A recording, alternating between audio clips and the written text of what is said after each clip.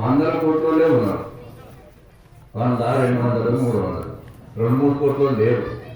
అంటే నాకు అటువంటి పరిజ్ఞానం ఉండే, విద్వత్తుండే, శక్తియుక్తులుండే అటువంటి పరిస్థితి ఏదో ఇటువంటి మహాత్ముల యొక్క సాంగత్యం అనుకోండి, వారి ఆశీర్వాదం అనుకోండి. నేను 30-35 ఏట ఈ ఆధ్యాత్మిక విషయానికి నేను టర్న్ అయినా అకస్మాత్తుగా. అంటే మామూలుగా మరణం అంటే ఏదో మామూలుగా వెళ్ళడం కాదు. నా ప్రయాణం జెట్ స్పీడ్ అయింది. అంటే అన్నిటికీ జీరో పెట్టేసిన. దాన్ని దొడ్డుగా మాట్లాడితే గొడ్డలు పెట్టారు. అన్నీ ఈవెన్ పేపర్ చదవడం కూడా మానేసిన, టీవీ చూడడం కూడా మానేసిన, మితాహారము, మధుమాంసాలు విసర్జించిన, విషయవాసనకు అవకాశమే లేదు ఇప్పటి వరకు కూడా. ఏమన్నా చిన్నకు వరకు విషయవాసనకు అవకాశం ఇవ్వకుండా నాకు ఏదో విధంగా ఒక గురువు గారు, చిన్న భక్త పడుతున్న గురువు గారు దొరికిన నాలాగనే. వారు ఎవరో కాదు, Shri Ram Chandra mission founder president Babuji Maharaj అంటారు. వారు నాలాగనే ఒక గృహస్థుండే, ఒక మెట్రిక్ చదివిండు, ఒక గుమస్తా పనిచేసిండు. నేను కూడా గుమస్తానే పనిచేసిన ఆఫీస్లో. అతను చిన్న చిన్న పుస్తకాలు నేను ఎంతో ప్రభావితం చేసినాయి. మానవుడు అంటే ఏంటిది, భగవంతుడు అంటే ఏంటిది, ప్రపంచం అంటే ఏంటిది అని చిన్న చిన్న వాక్యాలే ఉన్నాయి అంతే. ఆ ప్రభావితమే నా జీవితాన్ని ఈ విధంగా మలుపు తిప్పి ఒక త్యాగానికి ఏంటిది అదే ఆలవాలమై ఒక త్యాగం నాలో ఏంటిది, ఒక ఆ త్యాగము ప్రేమ నాలో నాకు అది వశీకరణ అయిపోయింది. ఒక చిన్న విషయం చెప్పి మీరు ఆశ్చర్యపోతారు. ఎందుకంటే నా సహధర్మచారి పూర్వాశ్రమం ఇద్దరం మేము ఏది ఎంప్లాయీస్ మే. అప్పుడు కొంత డబ్బు కూడా ఉండే. 80లో ఒక ప్లాట్ తీసుకున్నాం. 2వ ప్లాట్ తీసుకున్నామంటే నా మనసు అంగీకరించలే. ఇది తప్పేం కాదు కదా, నేను సత్యవంతంగానే జీవించిన. అంటే నేను కరప్షన్ లంచాలు తీసుకోకుండా నేను మీ ఇద్దరం పనిచేసినాం. ఆమె హెడ్మిస్ట్రెస్గా, నేను సూపరింటెండెంట్గా. మరి మన కష్టాజితుడే కదా, ఒక ప్లాట్ ఉన్నగా ఇంకో ప్లాట్ ఎందుకు తీసుకోవాలని అనుకోవచ్చు. నాకు ఎందుకు ఏమో అనేది సమ్మతించలే. ఎప్పుడైతే నా పిల్లలు ఏది పెరిగి పెద్దవారై వివాహితులైనాకనే ఇంకో ప్లాట్ తీసుకోవాలనే భావన వచ్చింది. కానీ ఒక ప్లాట్ ఉండగా ఇంకో ప్లాట్ తీసుకోకూడదు, ఒక ఇల్లు ఉండగా ఇంకో ఇల్లు కట్టకూడదు అనే విషయం వచ్చేసింది. అంటే ఇది ఏంటిది మరి ఇట్లా అనుకున్నా. అంటే అప్పటి ఏంటిది మాతాజీ కూడా ఎందుకు తీసుకోవచ్చు కదా అన్నారు. అంటే నా మనసు ఒప్పడం లేదు. నా అమౌంట్ నీ అకౌంట్లోకి ఏం చేస్తాను మీరు తీసుకున్నాను. తను కూడా ఎందుకు మరి ఏదో ఉంటుంది ఆ విషయంగా అతను కూడా తీసుకోలే. అంటే సామాన్య జీవనమే నేను గడుపుకుంటూ వచ్చేసిన. అట్లా అట్లా నన్ను చాలా ప్రభావితం చేసింది. ఏదో విధంగా పూర్వాశ్రమం లక్ష్మారెడ్డి గారు నాకు పరిచయం ఏం లేదు.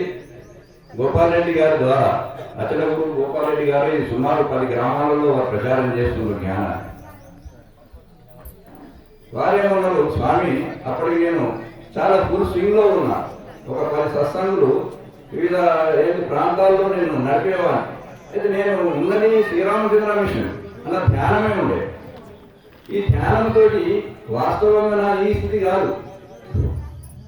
ఏంటి ఇటువంటి క్రతువులు చేయడం, ఇంత ఏదో ఇంత ఈ విధంగా చేయడం నా స్థితి కాదు. నా స్థితి మౌన స్థితి. నేను మౌనంగా ఉంటూనే కొన్ని లక్షల మంది కూడా ప్రభావితం చేసే స్థితి ఉన్నది. చెప్పకూడదు విషయాలు.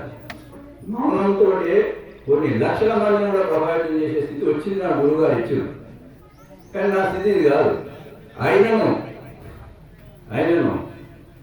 ఒక గీతా జ్ఞాన యజ్ఞం అనే బ్యానర్ తోటి అందరినీ సమీకృతం చేసేసిన. వివిధ ఏంటిది ఉన్నటువంటి సాధనా పనులను చేసి నాకు ఉన్నటువంటి జ్ఞానాన్ని ఎంతో కొంత మీరు ఏడితే ఏడవడం, నవ్వుతే నవ్వడం, మీరు పాట పాడితే పాడడం, మీరు ఎగురితే ఎగరడం, ఇవన్నీ నేను చేస్తూ పోతున్నా. చివరికి ఏది పూర్వాశ్రమం లక్ష్మారెడ్డి గారు ఇప్పుడు ఏంటిది జ్ఞానానందగిరి స్వామి అయ్యిండు. ఏంటిది అది ఏదో విధంగా మన ప్రభావితమైనకో ఆయన దైవానుగ్రహంతో ఏదో విధంగా వారు కానీ ఇంకో ఇద్దరు ప్రభావితమై కొందరు వనప్రశ్వాసం తీసుకున్నారు. అయితే నేను చెప్పేది ఏంటంటే నేను ఎప్పుడైతే ఇక్కడికి ఎలుబాగుకు వచ్చినామో నాకేం ఎలుబాగు సంగతి తెలియదు. వచ్చినో అంచెలంచెలుగా ఈ విధంగా ఈ స్థాయికి వచ్చేసింది. సుమారు ఒక 20-25 లక్షల వరకు ఏది గ్రామస్తులు అందరూ దీనికి సహాయ సహకారాలు అందించండు. ఎట్లా అందించండు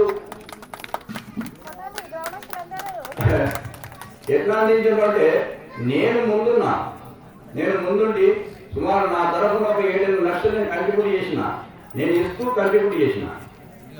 అప్పుడు వారు కూడా స్వామిజీ ఇస్తుందని ఆ యొక్క విషయంగా అందరూ చేయుతనిచ్చారు. కాకపోతే ఇక ముందు ఈ ఆశ్రమం మనం సాధు పరిషత్ లాంటి మహాసభలు నడపాలి, ఎటువంటి మహాత్ములను తీసుకురావాలంటే ఈ ఉన్నటువంటి ఆశ్రమం సరిపోదు. వాస్తవంగా నాకు తెలిసినటువంటి మహాత్ములు మీరు ఇంతే కాదు. నేను ఒక 30-40 మందిని పిలవగలుగుతా, 50 మంది కూడా పిలవగలుగుతా. ఎందుకు మరి స్వామిని పిలువగా అనుకోవచ్చు. వాస్తవంగా వారేదో ఉపన్యాసాలు అది విషయం కాదు. వారి ఆశీర్వాదం ఉంటుంది, వారి చూపు ఉంటుంది, వారి సాంగత్యంతో మనలో పరివర్తన కలుగుతుంది. ఆ విషయాన్ని నేను తెలిసిన అట్లా. అందుకను దీనికి ఎందరో నాలాగా యువకులు ఏది గ్రామంలో చుట్టుప్రక్కల గ్రామంలో ఉన్నారు. మన హిందువులం, మనకు ఉండేది ఆశ్రమం, దేవాలయం. మనం ఇటువంటి వాడిని డెవలప్ చేసుకోవాలి. చూడండి, ఒక మ్యారేజ్, ఒక వివాహం అయితే కొన్ని లక్షలు ఖర్చు పెడుతుంది. మన కార్యాలు చేస్తే కొన్ని లక్షలు ఖర్చు పెడుతుంది, పెట్టనియండి. అదేవిధంగా ఆశ్రమాన్ని కూడా మనం పునరుద్ధరించాలి. మంచి మంచి ఆశ్రమాలు కట్టుకోవాలి, ఆశ్రమ వాసన కూడా చేయాలి. మహాత్ములకు ఏంటిది ఆశయం ఇవ్వాలి, మన బ్రహ్మజ్ఞానాన్ని ఆత్మజ్ఞానాన్ని అందించడానికి. ఆ విషయంగా నేను మీ గ్రామ ప్రజలకు ముఖ్యంగా ఏంటిది మా భాస్కర్ రెడ్డి గారు, ఒకసారి నిలబడండి. భాస్కర్ రెడ్డి గారు ఈ మధ్య నేను ఉన్నదే పరిచయం అయ్యారు. ఇట్లా యువకులు ఎందరో ఉన్నారు. భాస్కర్ రెడ్డి గారు, ప్రమోద్ రెడ్డి గారు, వారెవరు మా మాడ రమణారెడ్డి గారు, ఇంకా చాలా మంది ఉన్నారు గ్రామంలో. నాకు ఎక్కువ తెలియదు. ఇప్పుడు రమాదేవి కూడా మా యొక్క ఏంటిది కార్యాలయంలో చాలా సహకరిస్తుంది. వాస్తవంగా వారి ద్వారా నేను ప్రేరణ ఉంటున్నా. అదే భక్తులతో నేను ప్రేరణ అనుకుంటా. అంటే నాకు ఒక 50,000 పెన్షన్ ఇచ్చినా కానీ ఒక్కోసారి 50,000 ఇస్తారా స్వామి అంటుంది. అంటే నేను ప్రేరణ ఉందినట్టే, నాకు కూడా గురువైంది. ఒకసారి సపోర్ట్ కూడా వాస్తవంగా నేను ఇప్పుడు ఈ ఆశ్రమానికి 2-3 లక్షలు నాకు ఏది మొత్తం యాన్యువల్ మెయింటెనెన్స్ అవుతుంది. నేను ఇవ్వగలుగుతా, నాకు స్తోమత లేదు, నేను ఇవ్వగలుగుతా. కానీ ఎందుకేమో నాలో అంత ధైర్యం సాహసం నాకు వస్తలేదు. ఇటువంటి వార్తను వస్తుంది. అటువంటిప్పుడు నా గురువే. అంటే ఇప్పుడు మీరు ఎవరు చెప్పుకున్నా నేను 2-3 లక్షలు మెయింటెనెన్స్ పెట్టగలిగే స్థితి ఉన్నది.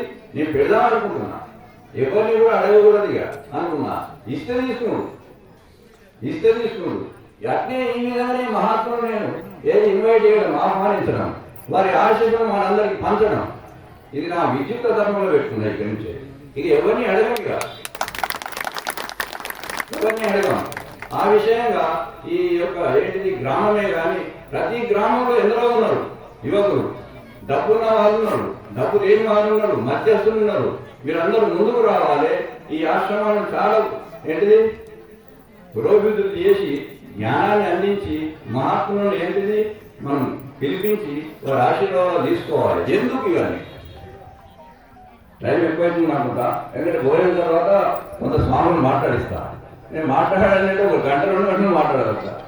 కాబట్టి నా తర్వాత పరిశుద్ధానంద ఈ స్వామీజీ మాట్లాడతారు. తర్వాత చూద్దాం, గ్రంథావిష్కరణ కూడా ఉంటుంది ఒకటి.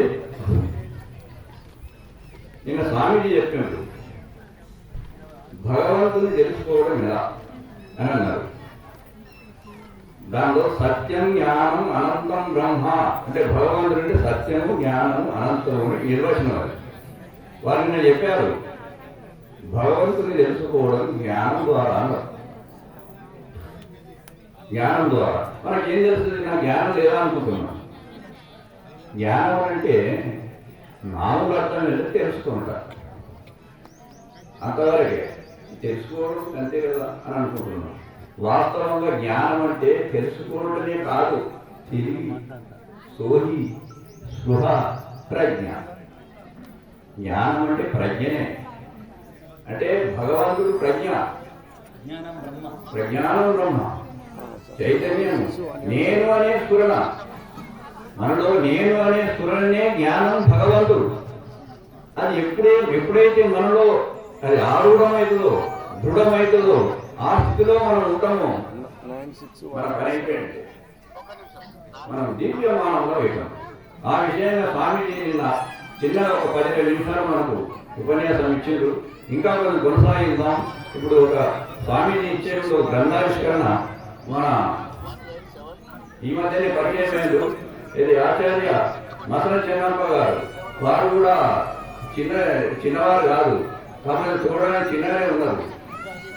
చూస్తే చిన్న BOLతో తెలుగు పండితులతో ప్రొఫెసర్ స్థాయికి పోయి తెలుగు యూనివర్సిటీలో హెడ్ ఆఫ్ డిపార్ట్మెంట్ అంటే ఎంఏలో గవర్నమెంట్ చేసినాడు, PhD చేసి ఒక హెడ్ ఆఫ్ డిపార్ట్మెంట్ లో పనిచేసి రిటైర్ అయ్యి గత 30 సంవత్సరాలుగా ఏంటిది మన యొక్క వేదము ఉపనిషత్తులు అధ్యయనం చేసి చేయడమే కాదు పరిశోధించి అది అందరికీ అందిస్తుంది.